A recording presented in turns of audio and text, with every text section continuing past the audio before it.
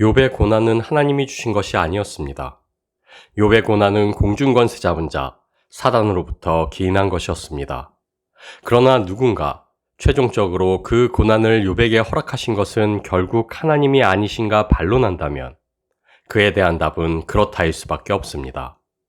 그러나 우리가 생각해 봐야만 할 것은 우리 인간은 이미 죄와 죽음의 법 아래 놓여 있는 소망 없는 존재들이라는 사실입니다. 이미 공중권세 잡은 자 아래 어둠의 세력 아래 놓여 있는 존재들이라는 사실입니다. 그런 의미에서 오히려 욥은 하나님이 사단의 시험을 허락하시기 전까지 그 어둠의 세력 아래서도 하나님의 보호하심이라는 특별한 은혜 가운데 살아온 사람이었다 할 수 있습니다. 이미 죄와 죽음 아래 놓여 있기에 사단이 마땅히 상관해도 좋을 인생이 바로 욥의 인생이었습니다. 그러나 하나님의 보호하심이라는 특별한 은혜 아래 있었기에 사단은 하나님의 허락 없이는 욥을 감히 건드릴 수 없었습니다.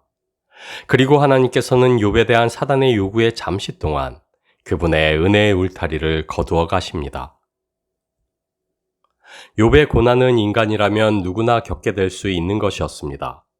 왜냐하면 고통과 질병은 하나님을 떠난 인간이 겪을 수밖에 없는 죄의 결과이기 때문입니다. 물론 하나님은 고난의 직접적인 출처나 창조자가 아니십니다. 오히려 하나님은 그동안 죄 아래 놓인 인간이 겪어야만 할 고난으로부터 욥을 그분의 은혜로 보호해 오셨습니다. 그리고 이제 하나님은 잠시 동안 그분의 은혜의 울타리를 거두시고 원래 있어야 할 고난의 인생, 죄와 죽음의 법 아래 욥을 홀로 내버려 두시게 됩니다. 우리가 삶에서 부딪히게 되는 질병과 고통들, 그리고 죽음은 하나님이 고의로 만들어내어 우리에게 안겨주신 비극이 아닙니다. 그것은 인간이라면 누구나 할 것 없이 너무도 당연하게 당면하게 되는 죄의 결과요. 죄와 죽음의 법 아래 있는 세상 본연의 모습일 뿐입니다. 만일 우리가 오늘 몸도 마음도 건강하다면, 그래서 기쁘고 행복하다면, 그것은 오늘 하나님이 내게 베푸시는 기적이요, 놀라운 은혜라 할 수 있습니다.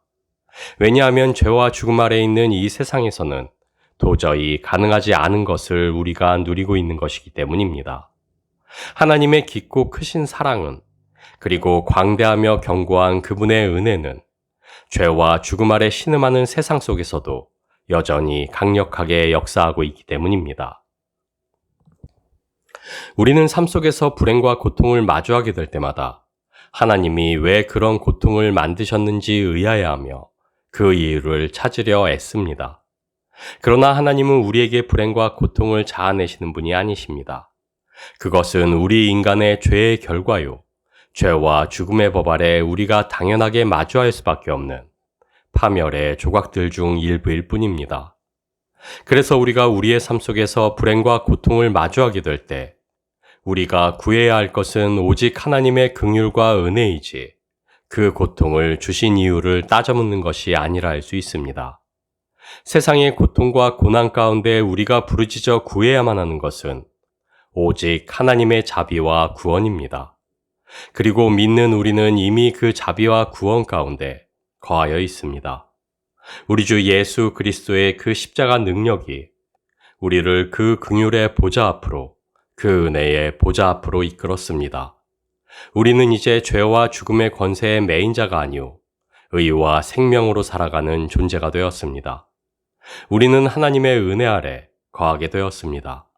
그러나 그럼에도 분명한 것은 우리는 또한 여전한 세상 속에서 살아가야 한다는 것입니다. 우리는 죄와 사망 아래 놓여 있는 세상으로부터 쉴 새 없는 도전에 직면하며 살아갑니다. 욥에게 주신 그 은혜를 거두시기를 요구했던 사단은 오늘도 하나님께 우리를 향한 그분의 은혜를 거두시기를 요청합니다. 그리고 욥에게 그러하셨듯 하나님은 우리를 두르고 있는 그 은혜의 장막을 잠시 동안 거두어 가십니다. 왜냐하면 그것이 오히려 우리에게 유익이 되기 때문입니다. 인내와 연단을 통해 그분과의 더욱 친밀한 관계로 이끄시며 우리로 그리스도의 장성한 분량회로 자라가게 하시기 때문입니다. 그래서 시편 기자는 고난당한 것이 내게 유익이라 이로 말미암아 내가 주의 율례들을 배우게 되었나이다 고백하고 있습니다. 하나님께서는 바로 이것을 위해 은혜의 장막을 잠시 거두어 가십니다. 그리고 잠시 그분의 은혜를 거두심이, 잠시 우리로 고난 아래 놓아두심이 오히려 우리의 유익이 된다는 면에서 그것은 또 다른 하나님의 은혜이기도 합니다. 결국 은혜의 장막 아래 보호하심도 하나님의 은혜요, 은혜를 잠시 거두사 고난 아래 우리를 놓아두심 또한 하나님의 은혜라 할 수 있습니다. 삶의 어떠한 상황에 놓여 있든지 결국 우리는 언제나 온전한 그분의 은혜 아래 있다 할 수 있습니다. 욥기 42장 5절 말씀입니다.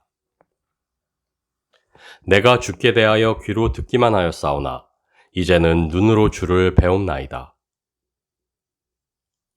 욥의 친구들의 말을 한마디로 요약하자면 의인은 결코 고난을 당하지 않는다는 인과응보의 논리였습니다.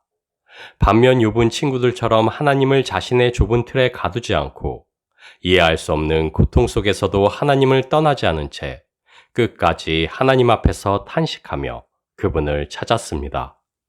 그리고 하나님께서는 친구들의 상투적인 교리를 물리치시고 하나님 앞에서 진실하게 부르짖었던 욥의 손을 들어주셨습니다. 결국 고난을 견디어낸 욥은 하나님과 더욱 친밀한 관계로 성장하게 됩니다. 뿐만 아니라 잃었던 모든 것을 되찾는 것을 넘어 갑절의 소유를 누리게 됩니다.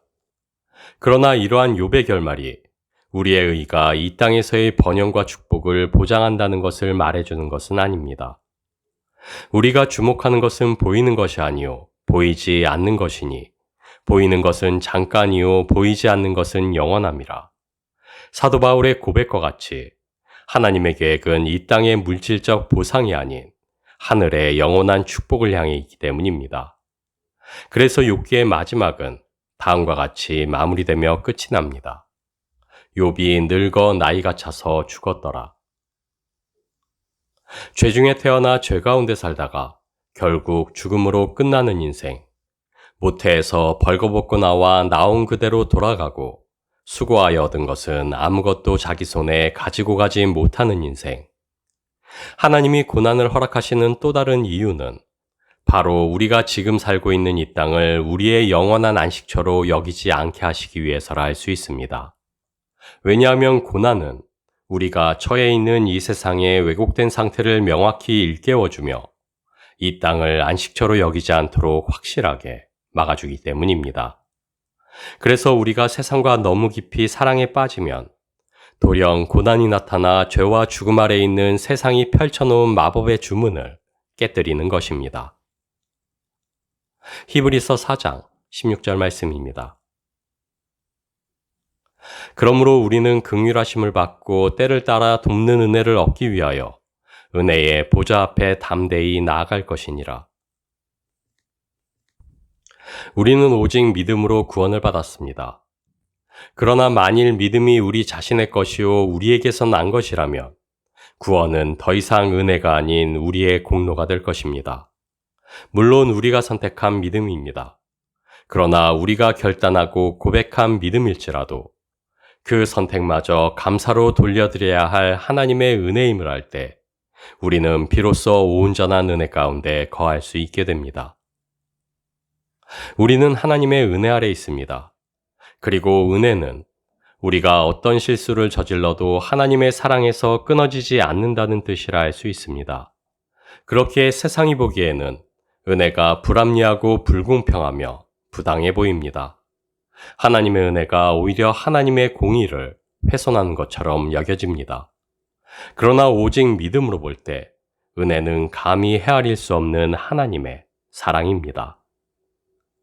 하나님의 사랑은 언제나 공의와 함께이며 동시적입니다. 우리를 향한 하나님의 은혜 역시 그래서 그분의 사랑만이 아닌 그분의 공의 또한 작동해야만 합니다. 그리고 바로 그러한 이유 때문에 그리스도께서 십자가로 우리를 대신하여 그 의의 심판을 이미 감당하셨습니다. 그리스도께서는 하나님의 공의의 심판은 자신이 다 짊어지시고 우리에게는 오직 하나님의 사랑만이 흘러닿게 하셨습니다. 그리스도의 십자가 능력이 우리의 구원을 온전한 하나님의 은혜가 되게 하였습니다. 그래서 우리는 우리가 은혜라 부르는 그 은혜 아래 온전히 거할 수 있게 되었습니다. 하나님께서는 이미 우리 안에 그분의 나라를 이루셨습니다. 그 안에서 누리는 의와 생명과 평안을 우리에게 주셨습니다. 우리에게 거저 주신 그 구원의 은혜, 우리는 이미 기뻐할 수밖에 없는 선물을 받았고 감사할 수밖에 없는 은혜를 입었습니다. 우리는 기뻐할 것이 없어 기뻐하지 못하는 것이 아니오 감사할 것이 없어 감사하지 못하는 것이 아닙니다. 우리의 완악함이 받아 누리는 은혜를 무시하고 우리의 탐욕이 이미 주신 은혜에 만족하지 못할 뿐입니다. 그래서 우리는 매일의 우리의 삶을 하나님의 보좌 앞에 세워야만 합니다. 그 사랑 앞에서 우리에게 베푸신 그 은혜의 깊이를 되새겨야만 합니다. 베드로후서 3장 18절 말씀입니다. 오직 우리 주 곧 구주 예수 그리스도의 은혜와 그를 아는 지식에 자라가라. 영광이 이제와 영원한 날까지 그에게 있을지어다.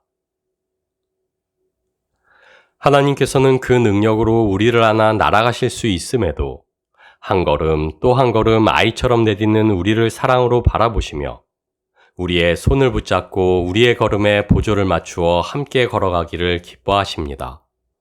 하나님은 그분의 손이 더 이상 필요치 않다고 말하며 하나님을 떠난 성인이 아닌 그분의 손을 더욱 굳게 붙잡고 그분을 즐거워하며 함께 걷는 순전한 자녀로 우리가 성장하기를 원하시기 때문입니다. 계명에 순복하며 그 말씀에 길을 쫓아 걸을 때 우리는 그리스도를 아는 지식에 한 뼘 더 자라나며 더욱 굳게 하나님의 손을 붙잡으며 하나님으로 기뻐하고 하나님 안에서 기도하며 하나님께 감사하는 온전한 주의 자녀로 성장하게 됩니다. 주의 사랑으로 사랑하기 위한 삶을 살아가고자 할 때 우리는 끊임없이 하나님을 구하고 찾고 두드리는 인생으로 서게 됩니다. 우리의 성장조차 은혜 아래 있습니다. 왜냐하면 우리 안에 착한 일을 시작하신 이가 그리스도 예수의 날까지 이루어 가실 것이기 때문입니다. 우리에게 주신 새 계명은 우리의 짐이나 구원의 조건이 아니오 우리로 은혜 아래 거하게 하고 우리로 은혜 아래 있음을 상기케 하는 지표입니다. 이 계명 아래 우리는 온전한 믿음으로 하나님을 보며 들으며 그분과 동행하기 때문입니다. 새 계명에 순종하는 삶을 사는 것이 우리로 하나님의 은혜의 보좌 앞에 서게 합니다. 새 계명에 순종하기 위해 몸부림치는 삶이 하나님을 구하고 찾고 두드리는 삶으로 우리를 인도합니다. 우리가 처한 상황이 어떠하든 우리는 오직 믿음으로 삽니다. 그리고 믿음으로 살기 위해 오직 새 계명에 순복합니다. 왜냐하면 이 믿음의 삶이야말로 하나님이 우리에게 베풀어 주신 은혜의 확실한 증거이기 때문입니다. 그래서 우리는 오늘도 계명을 쫓는 믿음으로 하나님의 은혜 가운데 거하며 마침내 이루실 은혜의 소망을 목도하는 그 믿음으로 살아갑니다.